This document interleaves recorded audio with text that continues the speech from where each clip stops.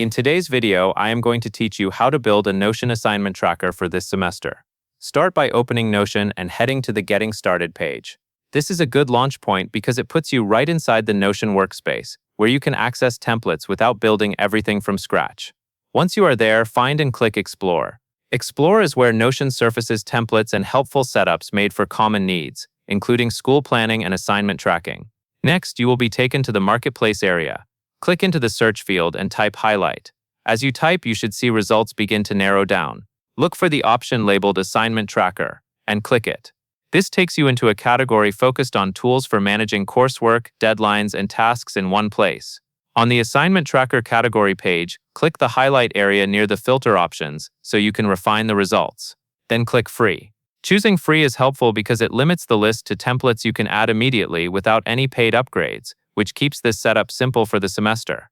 After you apply the free filter, click the highlight area again to confirm you are viewing the filtered template list. Then locate Simple Assignment Tracker and click it. This template is designed to give you a clean, ready-to-use dashboard with multiple ways to view your workload. On the template page, click Add again. This adds the template into your Notion workspace, so you can customize it and start using it right away. When prompted, click New Team Space. This helps keep your semester tracker separated from other pages, so your school system stays organized and easy to find. Next, click See Template to preview what you are adding and to confirm you are in the right place.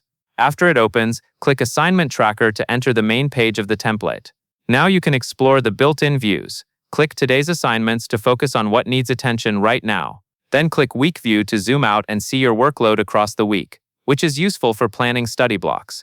After that, click Weekly Prioritization Matrix to sort tasks by importance and urgency. Finally, click Calendar View to see your assignments laid out by due date, which is great for spotting busy weeks early. That covers everything you need to know, and that is all there is to it.